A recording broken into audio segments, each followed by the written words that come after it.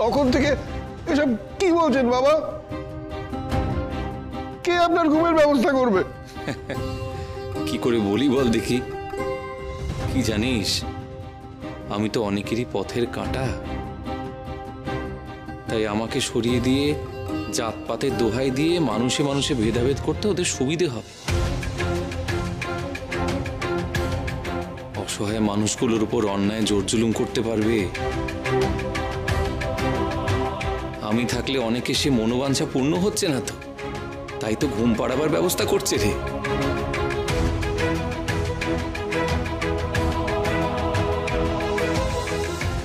তুমি দয়া করে এসব কথা আর বলো না বাবা। তুমি জানো না, এই শিব ঠাকুরের পাড়ায় সবাই তোমার মুখের দিকে চেয়ে বাঁচে। আর আমার কথা তুমি একবারও ভাববে না। তুমি ছাড়া আমার যে আর কেউ নেই বাবা, কেউ নেই। তোমাদের কথা ভেবেই তো জেগে আছি গো মা। মা গো, আমি কি একবারও বলেছি যে ওইসব মানুষের অসৎ ইচ্ছা আমি মেনে নেব?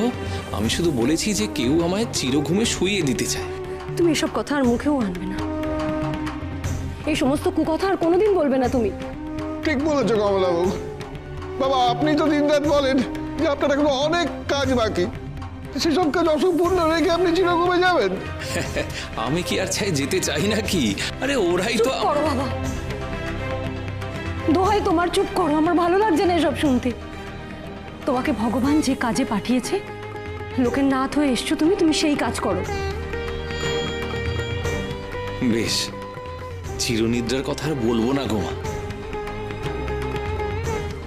মা গো, তুমি ঠিক কথাই বলেছ। লোকসেবা করে যেতে হবে তো আমাকে, নাহলে আমার যে আর মুক্তি হবে না গো।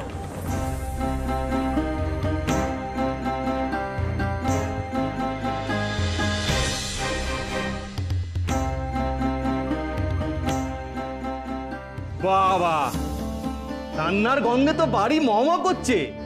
তা কি রান্না করছো শুনি? পরমান্ন।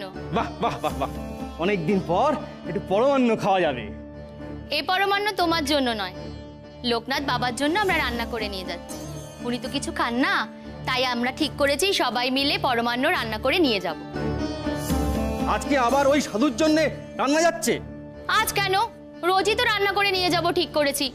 ঠাকুরকে প্রসাদ চড়াতে হয় রোজ, বুঝলে?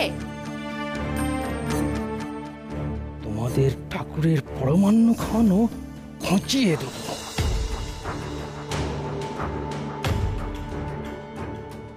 শোনো, তোমাকে বাড়ি যেন কেউ ডাকছে। আমাকে ডাকছে? হ্যাঁ। ও, পাশের বাড়ির আশালতা হবে। ওর সাথে যাব কি না, দাঁড়া ওকে বলে আসি যে আমার পরমান্ন হতে এখনো কিছুটা সময় লাগবে।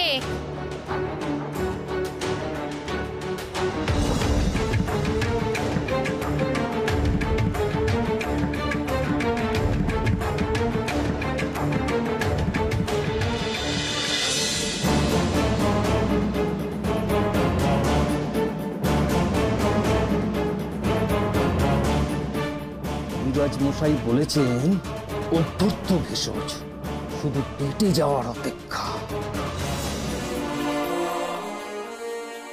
বলি, কানের মাথা খেয়েছো নাকি? কেউ ডাকছে না তো?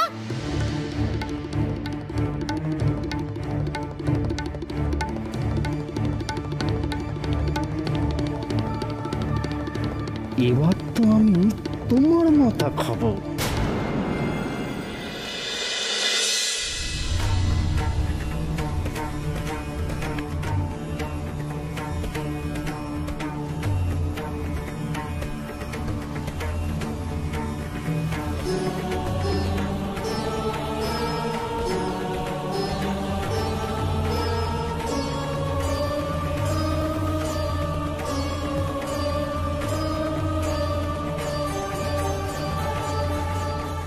বাবার ধ্যান কখন ভাঙবে দেঙ্গু দাদা? আমরা তো বাবাকে প্রণাম না করে কাজে যেতে পারছি না। সেই রাত থেকেই তো বসেছেন ধ্যানে। বাবার ধ্যান তো ভাঙাতেও ভয় করে। ও কমলাবাবু, তোমার ছেলেকে ডাকো না। বাবা না উঠলে ওরা যে কাজে বেরোতে পারছে না।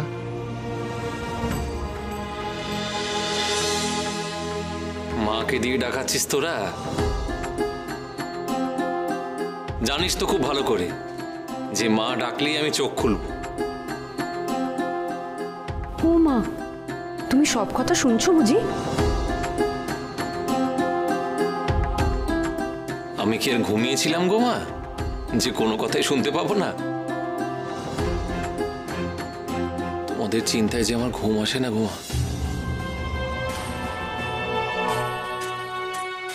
বলি, রোজ রোজ এত কষ্ট করে যে রেঁধে বেড়ে নিয়ে যাচ্ছ, সাধু তো ছুঁয়েও দেখেন না। তা কি দরকার বাপু যেচে মান খুয়ানোর? মান খোয়ানোর কি হলো? উনি সব খাবার খান না, পায়েস ঠিকই খাবেন। দেখে নিও, তোমার নিয়ে যাওয়া পায়েস উনি ছুঁয়েও দেখবেন না। আমার কথা মিলিয়ে নিও। কে বললো তুমি হাত গুনতে পারো? ঠিক খাবেন। তোমরা না বুঝলেও আমি ঠিক ওনাকে বুঝেছি। উনি নিজের লোক ছাড়া কাউকেই বিশ্বাস করেন না। তাই তোমাদের নিয়ে যাওয়া খাবার উনি ছুঁয়েও দেখেননি। কে বললো উনি আমাদের বিশ্বাস করেন না? উনি সাধু মানুষ, স্বল্পাহারী। আরে স্বল্পাহারী তো কি হয়েছে? তোমাদের নিয়ে যাওয়া খাবার উনি কি একটু মুখে তুলতে পারতেন না? কাল তোমরা যে নিয়ে গেলে সেই খাবার একটু জিভে ঠেকালে কি হতো? অথচ এই গায়ের কমলার দেওয়া দুধ উনি রোজ খান, তা আমি শুনেছি। আরে না না, উনি হয়তো তেল মশলা দেওয়া খাবার খান না। শাক দিয়ে আর মাছ ঢেকে কি হবে? দুটো ভাতের দানা তো দাঁতে কাটতে পারতেন। হাত তো আর তেলে রান্না হয় না। আমি যা বলছি ঠিক বলছি। কমলা ওই পাড়ার, তাই উনি ওনাকে বিশ্বাস করে। তোমাদের কেন বিশ্বাস করতে যাবে? তোমরা ওনার কে? তুমি ভুল বলছো। উনি তো আমাদের মা অন্নপূর্ণা বলে ডাকেন। ঠিক আছে, আমার কথা মেনো না। তুমি যে পরমান্ন রান্না করেছো, নিয়ে গিয়ে দেখো ওনাকে খাওয়াতে পারো কিনা। খাওয়াতে পারবে না এ আমি হলপ করে বলে দিচ্ছি।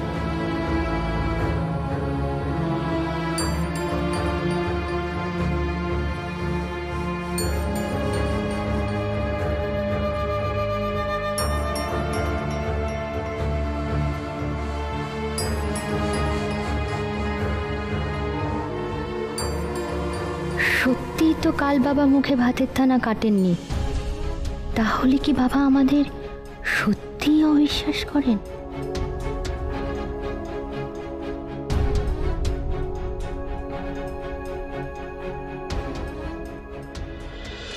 তোরা দাঁড়া সব, মহেশ্বরের প্রসাদ নিয়ে তবে কাজে যাবি।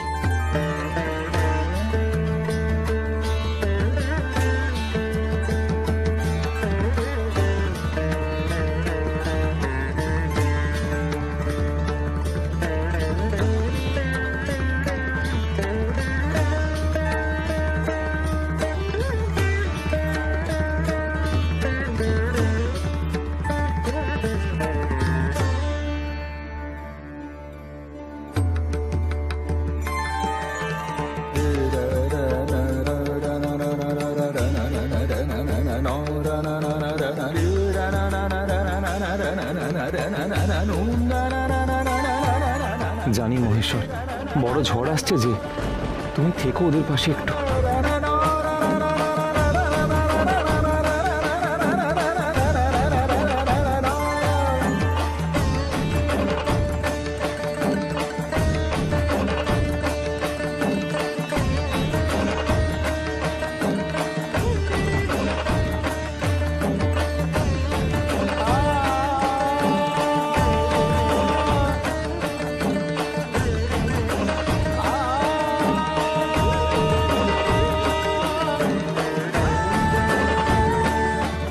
মহেশ্বরের আশীর্বাদ নিয়ে যা, এবার সব কাজে লেগে পড় যা।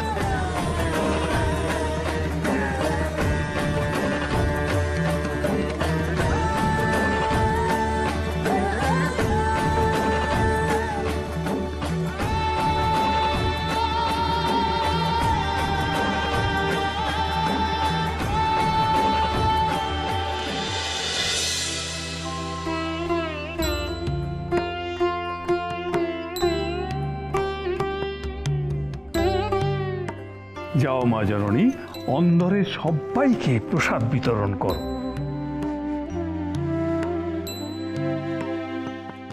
গুরুদেব, আপনার সাথে কথা আছে। কি কথা? ওই সাধুকে নিয়ে গায়ের বামুনদের মধ্যে তীব্র অসন্তোষের সৃষ্টি হয়েছে। তারা ধৈর্য রাখতে পারছেন না। হ্যাঁ গুরুদেব, আমার কাছেও কয়েকজন ব্রাহ্মণ নালিশ জানাতে এসেছিলেন। ওদের স্ত্রীরা নাকি এখন ওই সাধুর কথাতেই উঠবোস করছে, আর এটা ওই ব্রাহ্মণরা কিছুতেই মেনে নিতে পারছেন না। তাই আমার কাছে আর্জি জানাতে এসেছিলেন আমি যেন এর একটা বিহিত করি। তা গুরুদেব, আমার এখন কি করণীয়? ওরা যাই বলুক না কেন, তুমি কিছু করবে না। এখন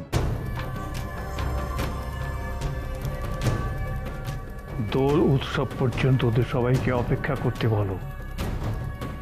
দোল উৎসবের দিন আমি সাধুকে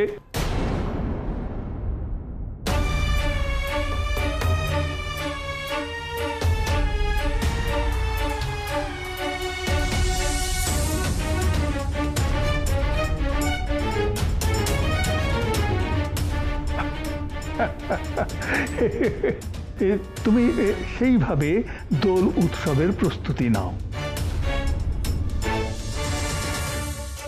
দোলের দিন কি বিশেষ কিছু হবে গুরুদেব? হ্যাঁ মা জননী, এবার খুব বড় করে একটা উৎসব হবে। আমাদের পাড়া আর ওই শিব ঠাকুরের পাড়ার সবাইকে নিয়ে খুব বড় একটা দোল উৎসব পালন করা হবে। আপনি সাধু বাবার নাম নিলেন শুনলাম। হ্যাঁ, সাধু বাবার নাম তো নিলামই, তার কারণ হচ্ছে উনি তো এই গ্রামেই আছেন, তাই ওনাকে নিমন্ত্রণ করতে আনন্দকান্তকে বলেছি। যতই হোক উনি এই গাঁয়ের একজন সম্মানীয় অতিথি, সেই কথাই আমরা আলোচনা করছিলাম। চলো আনন্দকান্ত।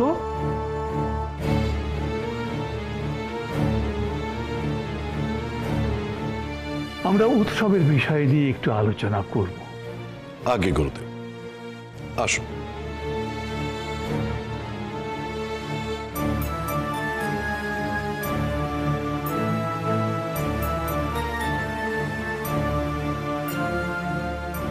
সত্যি কি দোলে সব ভেদাভেদ ভুলে এক হয়ে উঠবে গা? বাবার কৃপায় এ অসম্ভব সম্ভব হবে। জয় লোকনাথ বাবার জয়।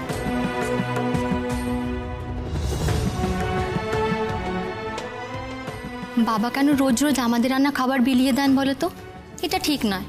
আমরা বাবাকে কত ভক্তি শ্রদ্ধা করি, আর উনি খালি কমলার হাতের খাবারই বা কেন খাবেন বলো তো?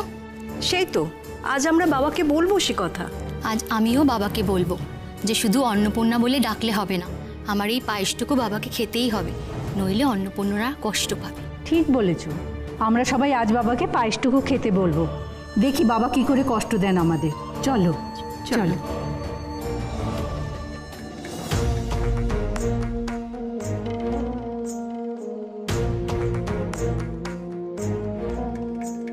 কবরেজে দেওয়া ওষুধটা ঠিক মতো মিশিয়ে দিয়েছো তো?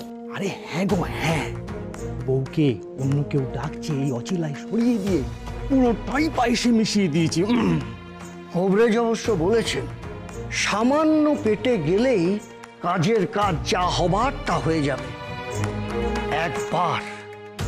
একবার সাধু চিরঘুমে যাক, তারপর ওই নিচুতলার লোকগুলোকে আমরা দেখে নেব। নে রে নে, প্রসাদ নে, প্রসাদ নে। এবার যা, সব মাথা ঠান্ডা করে কাজ করবি কিন্তু, আর মহেশ্বরের নাম নিবি। যা।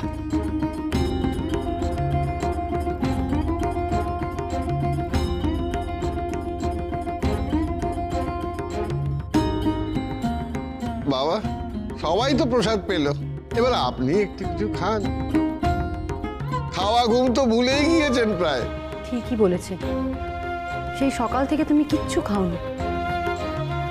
এবারে দুধটা খেয়ে নাও তো। আর কতক্ষণ উপোস করে থাকবে বলো দেখি? না কমলা, আমাদের রান্না করা পায়েস দিয়ে বাবা আজকে সকালের উপবাস ভাঙবেন।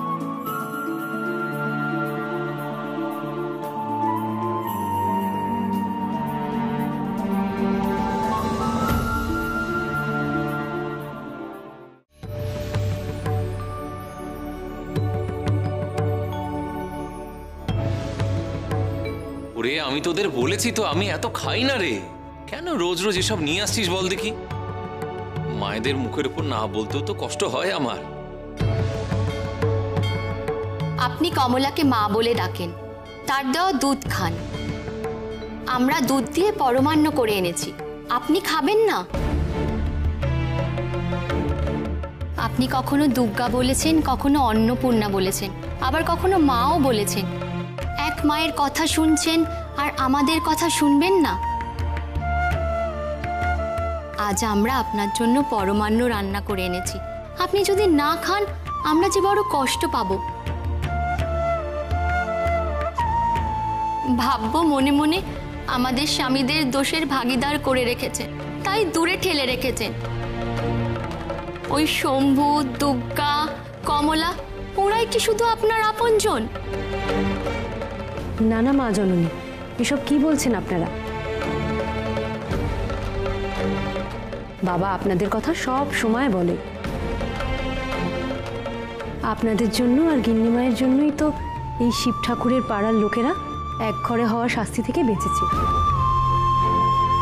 আপনারা মা দুর্গা হয়ে আমাদের পাশে থেকেছেন, তাই আপনাদেরকে বাবা খুব ভালোবাসে। ভালোবাসেন যদি, তাহলে আমাদের হাতের পায়েস খেয়ে আমাদের মনে সব দুঃখ দূর করে দিন বাবা।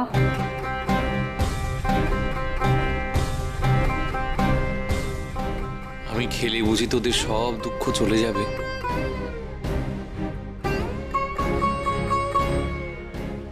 তা মায়েদের দুঃখ দিতে কি পারি রে? দে দে দেখি, সবাই একটু একটু করে পরমান্ন দে আমাকে। আজ মায়েদের আনা পরমান্নই খাবো আমি।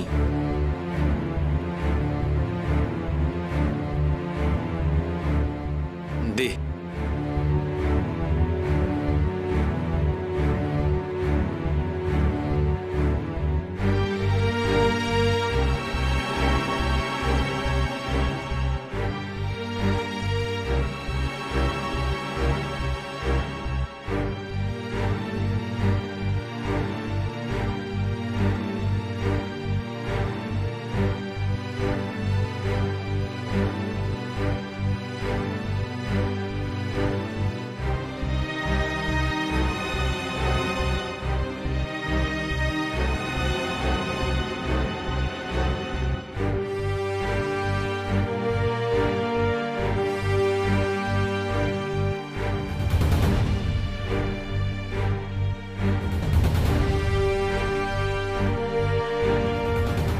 আর একটুখানি অপেক্ষা, এই খাওয়াই সাধুর শেষ খাওয়া হবে।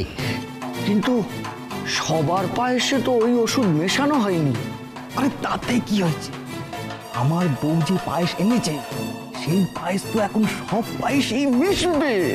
আর কবিরাজ মশাই বলেছে এই ভেষজ একটু যদি মুখে যায় তাহলে ওই ভণ্ড সাধু মরণ ঘুমে তলিয়ে যাবে। তারপরে আমাদের পাইকে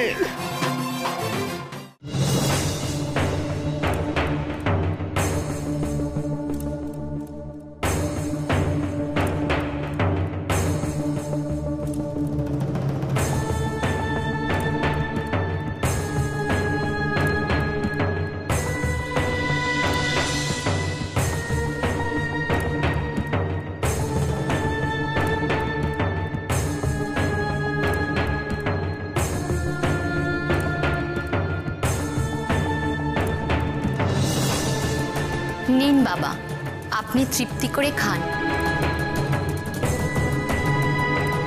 আমরা খুশি মনে আজ আপনার খাওয়া দেখি।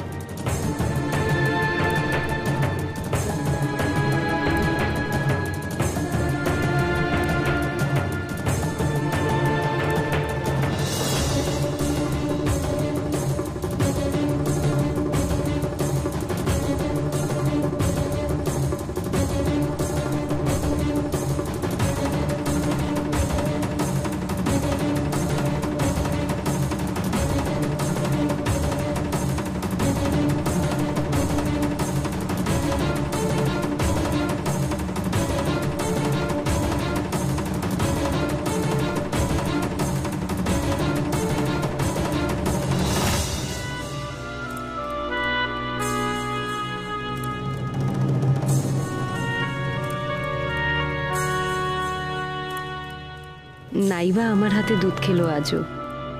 কতদিন পরে ছেলেটার পেটে একটু পরমান্ন তো গেল।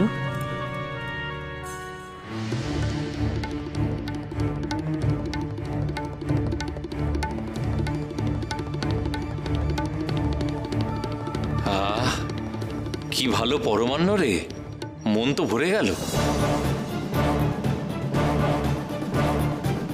সত্যি আপনার ভালো লেগেছে বাবা? হ্যাঁ রে, মায়ের হাতে বিষ তো ছেলের কাছে অমৃত হয়ে যায়। এ তো পরমান্ন রে।